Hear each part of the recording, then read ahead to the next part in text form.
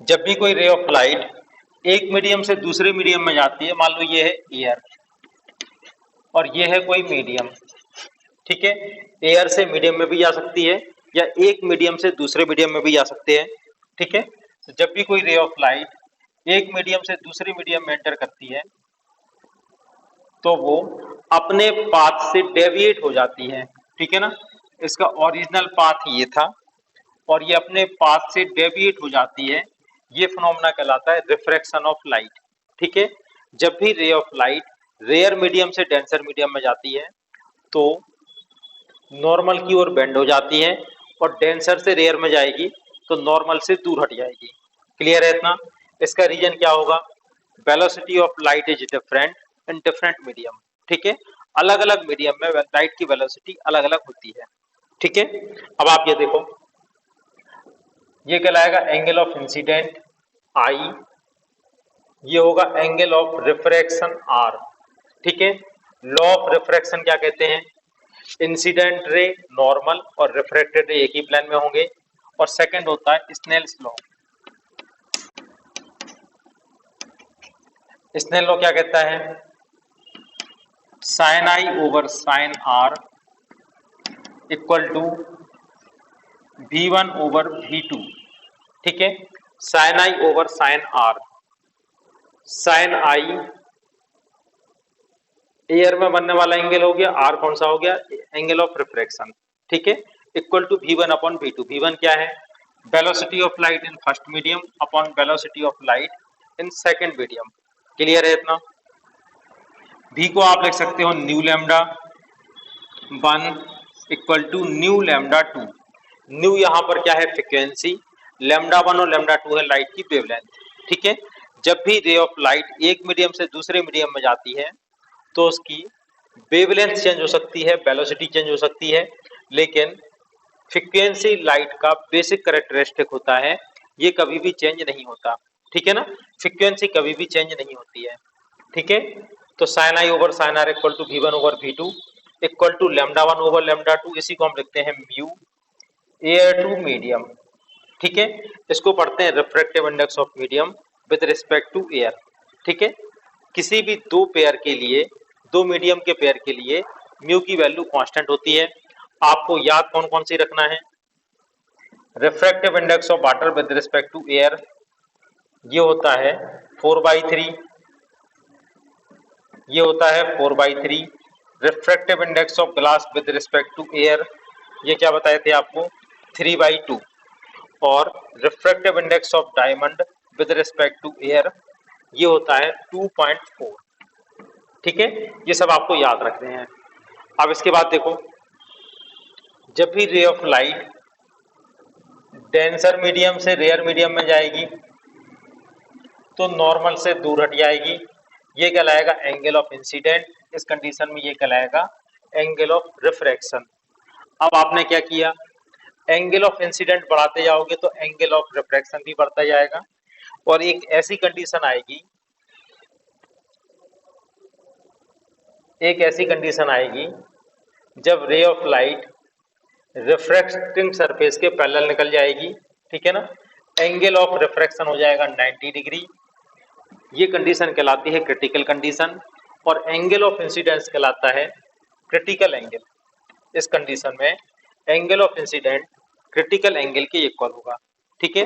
I equal to सी। अब यहाँ पर स्नेल लॉ अप्लाई करते हैं तो क्या आ जाएगा?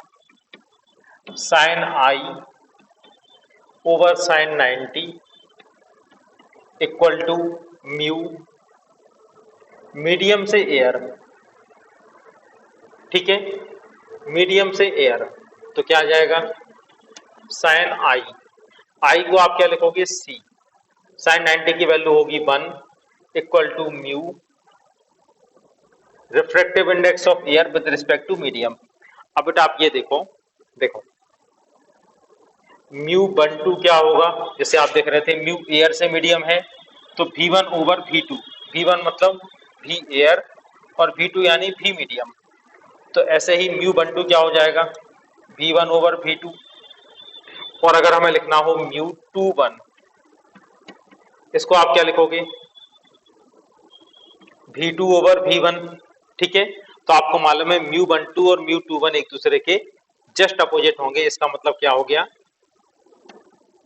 Refractive index of 2 with respect to 1 equal to 1 upon refractive index of 1 with respect to 2। ठीक है, तो आप इसको कैसे लिख सकते हो, sine C equal to 1 upon mu refractive index of medium with respect to air. ठीक है, और इसको हम जनरली ऐसा भी लिख सकते हैं, sine C equal to 1 upon mu. ठीक है, अगर सिंगल म्यू लिखा हो तो उसका ऑटोमेटिक यही मतलब होगा कि refractive index of medium with respect to air. ठीक है, चलो, तो ये हमारा एक फॉर्मूला बन गया था, आपको हमेशा के लिए याद रखना है। अब गिलास का और वाटर का, ठीक है, और डायमंड का, एटलीस्ट ये तीन आपको क्रिटिकल एंगल भी याद रखने हैं। ठीक है, तो वाटर का क्रिटिकल एंगल कितना होता है, 49 डिग्री। गिलास का क्रिटिकल एंगल कितना होगा, 42 डिग्री। और डायमंड का क्रिटिकल एंगल कितना होगा, C इक्वल टू 24 डिग्री। ये तीन आपको याद रख लेने हैं डायरेक्ट। ठीक है ना, critical angle of water, critical angle of glass and critical angle of diamond. अब आप ये देखो, अगर रे ऑफ लाइट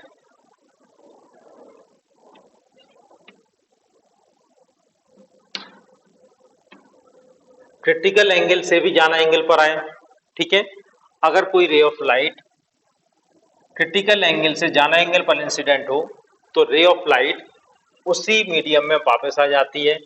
ठीक है, उसी मीडियम में लौट के वापस आ जाती है। ये कहलाता है टोटल इंटरनल रिफ्लेक्शन। ठीक है, इस कंडीशन में लाइट का 100% रिफ्लेक्शन होगा, और सिर्फ एक ऐसी केस है जिसमें लाइट का 100% रिफ्लेक्शन हो सकता है। रिफ्लेक्शन में भी लाइट का 100% रिफ्लेक्शन नहीं हो रहा था, ओनली टोटल इंटरनल रिफ्लेक्शन में लाइट का 100% रिफ्लेक्शन होता है, और डायमंड इसी प्रिंसिपल पर वर्क करते हैं। ठीक है ना, डायमंड के अंदर होता है लाइट का टोटल इंटरनल रिफ्लेक्शन। ठीक है, यहाँ तक बात समझ में आ रही। एक और टॉपिक आता है ऑप्टिकल फाइबर। ठीक है, कई बार क्वेश्चन पूछा जाता है ऑप्टिकल फाइबर कौन से प्रिंसिपल पर वर्क करते हैं, तो ऑप्टिकल फाइबर भी टोटल इंटरनल रिफ्लेक्शन के प्रिंसिपल पर वर्क करते हैं। Refractive index of 2 with respect to 1 equal to होता है μ2 ओवर μ1। ठीक है, refractive index of 2 with respect to air upon refractive index of 1 with respect to air. अगर कुछ भी ना लिखा हो तो ये कहलाता है एयर के रिस्पेक्ट में रिफ्रैक्टिव इंडेक्स। ठीक है, अब अगर हम आपसे बोले find refractive index of water with respect to गिलास, ठीक है, तो इसको आप कैसे लिखेंगे, refractive index of water over refractive index of glass. ठीक है, वाटर का रिफ्रैक्टिव इंडेक्स कितना होगा, 4/3 ओवर ग्लास का क्या होता है 3/2, कितना आ जाएगा 4/3 इंटू 2/3 इक्वल टू 8/9। ठीक है, तो refractive index of water with respect to glass कितना होगा 8/। अगर पानी के अंदर कोई सिक्का है और आप इसको बाहर से देख रहे हैं, ठीक है, तो आपको कैसा दिखाई देगा, तो आप ये देखो, यहां से रे ऑफ लाइट आएगी, ये हो गया इसका नॉर्मल। ठीक है ना, ये हो गया इस सरफेस का नॉर्मल। जब भी ray of light denser medium से रेयर मीडियम में जाती है तो क्या हो जाती है, नॉर्मल से दूर हट जाएगी। ठीक है ना, it bend away from normal. ठीक है, तो इसको अगर ये नहीं होता, अगर ये नहीं होता तो रे ऑफ लाइट कुछ इस तरह से जाती। ठीक है, ये होगा एंगल ऑफ इंसिडेंट। ठीक है, ये होता है एंगल ऑफ इंसिडेंट के बराबर ही, लेकिन इसमें रिफ्रैक्शन के कारण रे ऑफ लाइट अपने पास से डेविएट हो जाएगी। ठीक है ना, और ये कुछ इस तरह से चली जाएगी, तो आपको कौन सी रे दिखाई देगी, ये वाली। ठीक है, आपको ये येलो कलर वाली रे दिखाई देगी। यहां तक बात समझ में आ रही कि नहीं आ रही। अब आप ये देखो, हम लोग जब जिस रे को देखते हैं तो हमें ऐसा दिखाई देता कि यहाँ से मुड़ी हुई आ रही, हमें हमेशा सीधी रेज दिखाई देती है। देखो, यहाँ से हम इसको मिला दें, ठीक है, अब हमें ये रे कहां से आती हुई दिखाई देगी,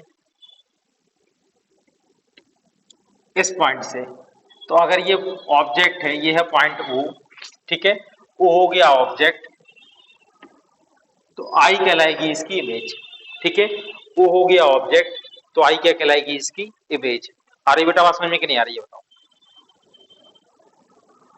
वो हो गया ऑब्जेक्ट। ठीक है, तो आपको जो ऑब्जेक्ट यहां पर पड़ी हुई है वो आपको यहां से आती हुई दिखाई देगी, मतलब आपको ये वाली ऑब्जेक्ट यहां पर दिखाई देगी, तो हमेशा उठी हुई दिखाई देती है। जब भी आप एयर से वाटर में देखेंगे, ठीक है ना, तो आपको हमेशा ऑब्जेक्ट उठी हुई दिखाई देनी है। ठीक है, अब कितना उठा हुआ दिखाई देगा ये भी हम लोग फाइंड करते हैं। ठीक है, तो आप इसमें ऐसा ले लो कि इसकी एक्चुअल डेप्थ है डी। ठीक है, एक्चुअल डेप्थ कितनी है डी, और आपको ये दिखाई दे रहा है डी डैश पर। आपको ये कहां पे दिखाई दे रहा है, डी डैश पर। ठीक है, देखो बेटा क्लियर है इतना। ये हो गया इसका, ये इसकी ओरिजिनल डेप्थ है, और ये हो गई इसकी एपरेंट डेप्थ। ठीक है ना, डी डैश क्या हो गई इसकी, यहां तक आपको ये दिखाई दे रहा है उठा हुआ। ठीक है, यहां तक बात समझ में आ रही। अब हमें डी और डी डैश में फाइंड करना है रिलेशन। ठीक है, हम लोग डी और डी डैश में एक रिलेशन फाइंड करेंगे। तो आप इसके लिए ये ले लो पॉइंट एन, ये वाला पॉइंट ले लो एम। ठीक है, हमें कुछ ऑब्जर्वेशन लेने पड़ेंगे। ओ एन को नियरली इक्वल लेना पड़ेगा, O N nearly equal to O M. ठीक है, और आई एन की वैल्यू नियरली इक्वल होगी आई एम के। ठीक है, ओ एम की वैल्यू कितनी है, ओ एम की वैल्यू है डी इक्वल टू डी, और आई एम की वैल्यू कितनी है डी डैश। ठीक है, यहां तक आप लोग को बात समझ में आ रही है। अब बेटा आप इसमें लगा दो स्नेल्स लॉ।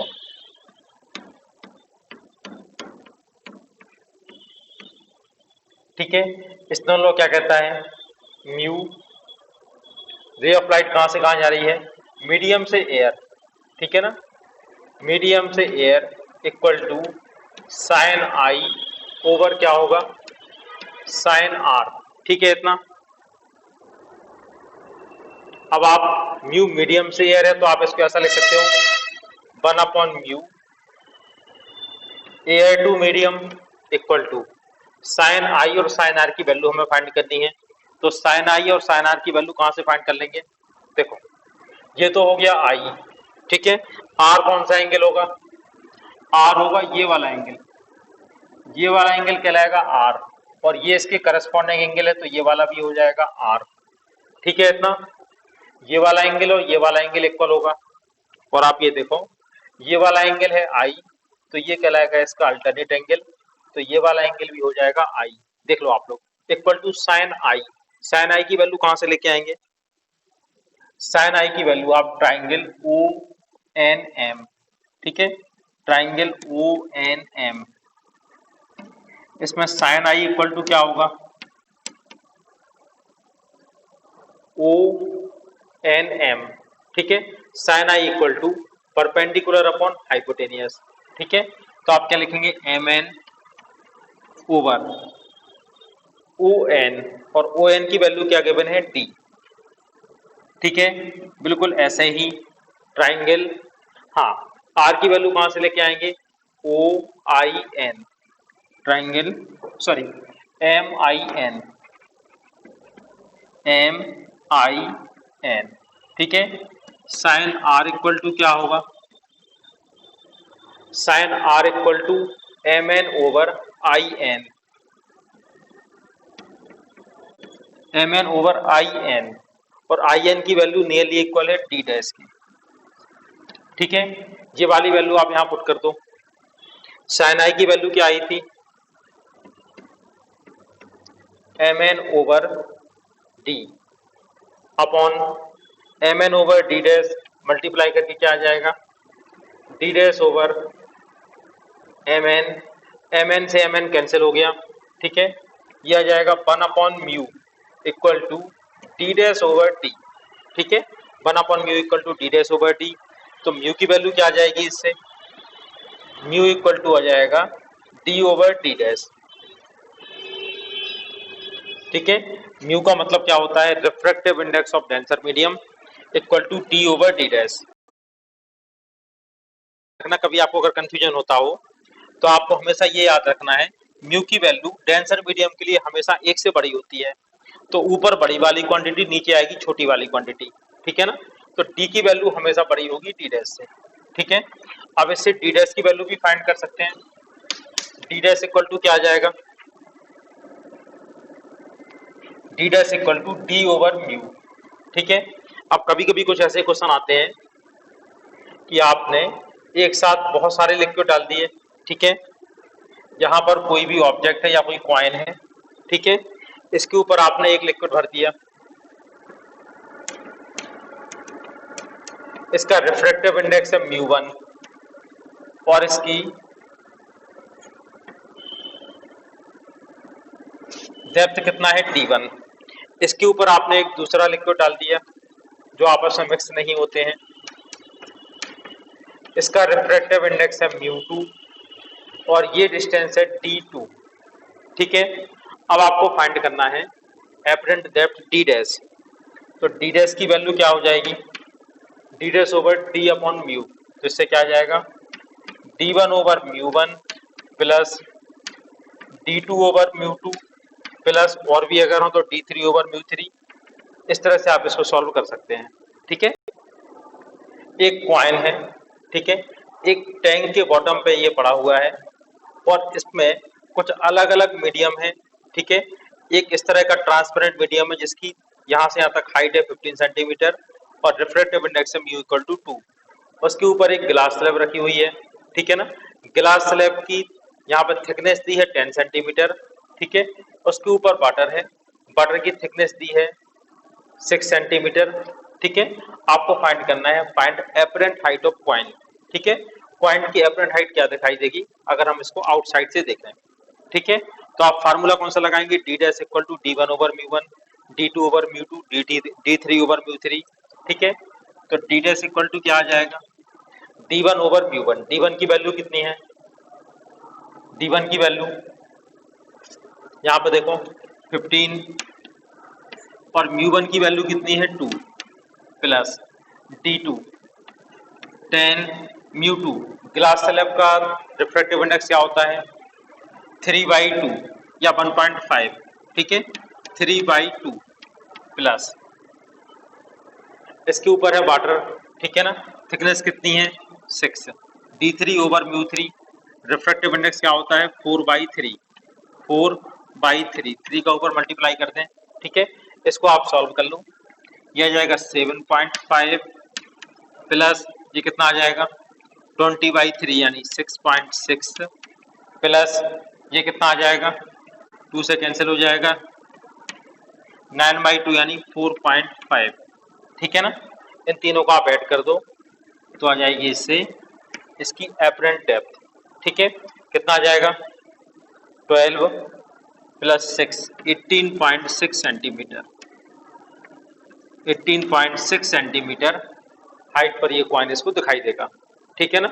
एक्चुअल डेप्थ कितनी है 15 प्लस 10 प्लस 6 यानी 25 प्लस 6 31 और दिखाई कितने पर देगा 18.6 सेंटीमीटर पर, ठीक है। फिश ये हो गई ऑब्जर्वर और ये पानी के बाहर किसी भी ऑब्जेक्ट, ठीक है ना, या किसी बर्ड को ये देखती है, ठीक है ना। ये हो गई बर्ड, ठीक है बेटा। अब ये कहाँ दिखाई देगी, तो इसकी एक्चुअल हाइट कितनी है h, एक्चुअल हाइट है h। अब आप ये देखो, अब क्या होगा, यहां से रे ऑफ लाइट चलेंगी, ये रे ऑफ लाइट आएगी, ये हो गया सरफेस का नॉर्मल, ठीक है। ये सरफेस का नॉर्मल हो गया। अब अगर देखो, अगर ये सरफेस नहीं होती तो रे ऑफ लाइट कहाँ जाती, इसका ओरिजिनल पाथ क्या होगा, इसका ओरिजिनल पाथ ये होता, ठीक है। बात समझ में आ रही कि नहीं आ रही। एंगल ऑफ इंसिडेंट कौन सा कहलाएगा, ये वाला, ठीक है। ये वाला भी होगा एंगल ऑफ इंसिडेंट के बराबर। लेकिन रे ऑफ लाइट कहां से कहां जा रही है, रेयर मीडियम से डेंसर मीडियम में, तो क्या होगा इट बेंड टुवर्ड्स नॉर्मल, ठीक है। ये नॉर्मल की ओर बेंड हो जाएगी, ठीक है ना। और फिस्को कौन सी रे ऑफ लाइट आती हुई दिखाई देगी, ये वाली रेड कलर वाली, ठीक है ना। और ये कहलाएगा एंगल ऑफ रिफ्रैक्शन आर। ठीक है, यहां तक बेटा पास में आ रही कि नहीं आ रही। अब आप ये देखो, रेज हमेशा हमें सीधी आती हुई दिखाई देती हैं, तो एक्चुअल में ये आ तो रही है इस पॉइंट से, लेकिन आती हुई कहां से आती हुई दिखाई देगी आपको, इसको पीछे बढ़ाते हैं, ठीक है। ये आ तो रही है पॉइंट बी से, लेकिन दिखाई देगी पॉइंट बी डैश से आती हुई, ठीक है। तो इसकी एक्चुअल हाइट कितनी है, एक्चुअल हाइट कितनी है एच, लेकिन फिस्को क्या दिखाई देगा, ये कहां से आ रही, एच डैश हाइट से, ठीक है ना। बात समझ में आ रही कि नहीं आ रही। तो अगर ऑब्जर्वर डेंसर मीडियम में हो और वो रेयर मीडियम की ऑब्जेक्ट को देखता है आउटसाइड से, तो नॉर्मल हाइट से भी ज्यादा हाइट पर से उसको आती हुई दिखाई देगी। और अगर ऑब्जर्वर रेयर मीडियम में होता तो कैसे दिखाई देती, एक्चुअल से कम हाइट पर, ठीक है। यहाँ तक बात समझ में आ रही है आप लोगों को। अब इसको भी हमें ड्राइव करना है उसी तरीके से जैसे हम लोग पहले ड्राइव कर रहे थे, ठीक है। इसको मिला देते हैं, ये वाला पॉइंट हो गया एन, इसको ले लेते हैं एम, ठीक है। ये हो गया बी, बी डैश, इसको ले लेते हैं पी, ठीक है। अब आप ये देखो, ये हो गया एंगल ऑफ इंसिडेंट, ठीक है। तो इसके अल्टरनेट एंगल कौन सा होगा, ये वाला कहलाएगा आई, ये वाला एंगल है आर, ठीक है। ये वाला एंगल आर है, तो ये वाला एंगल भी आर होगा। देखो ये वाला एंगल आर है, इसको आपने पीछे बढ़ाया तो ये वाला एंगल भी होगा आर, इसका अल्टरनेट एंगल हो गया ये वाला भी कहलाएगा आर, ठीक है। अब आपको इसमें कुछ एजम्पशंस लेने हैं। क्या एजम्पशंस लोगे, देखो पीबी की वैल्यू किसके इक्वल होगी, पीबी इक्वल टू है एच, लेकिन ये वैल्यू नियरली इक्वल होगी बीएम के, PB nearly equal BM equal to आएगा एच, ठीक है। और पीबी डैश, पीबी डैश इसकी वैल्यू नियरली इक्वल होगी बी डैश एम, और इक्वल टू किसके आएगा, एच डैश के, ठीक है। ये आपको यहां पर बिल्कुल ठीक है। Refractive index of medium with respect to air equal to हो जाएगा sine I upon sine R, ठीक है। साइन आई और साइन आर की वैल्यू हमें फाइंड करनी है। अब आप ये देखो, साइन आई की वैल्यू हम लोग इस ट्राइंगल से फाइंड कर सकते हैं, ट्राइंगल एम बी पी, ठीक है। Triangle M B P, sine I equal to कितना आ जाएगा, sine I equal to M P over M B, ठीक है। और एम बी की वैल्यू या बी एम, इसकी वैल्यू नियरली इक्वल कितना है, एच के, ठीक है। इसके बाद देखो आर की वैल्यू भी फाइंड करनी है, साइन आर की वैल्यू कौन से ट्राइंगल से फाइंड करेंगे, M P B dash, triangle M P B dash, इससे आ जाएगा sine are equal to, sine R की वैल्यू क्या होगी, M P over M B dash या बी डैश एम, और बी डैश एम की वैल्यू है एच डैश, ठीक है। ये वैल्यू आप पुट कर दो इस वाले इक्वेशन में, तो इससे क्या आ जाएगा, mu equal to refractive index of medium with respect to air को आप सिंपल म्यू भी लिख सकते हो, साइन आई की वैल्यू होगी M P over H divide by M P over H dash, तो ये क्या आ जाएगा, H dash over M P, M P से एम पी कैंसिल हो जाएगा, म्यू इक्वल टू आ जाएगा एच डैश ओवर एच, ठीक है। तो ये दो फार्मूले हैं, अगर आप रेयर मीडियम से डेंसर में देखते हैं या डेंसर से रेयर में देखते हैं, तो आपको एपरेंट हाइट फाइंड करने के फार्मूले इस तरह से आपको फाइंड करना है। तो एच डैश की वैल्यू क्या आ जाएगी, म्यू इंटू एच,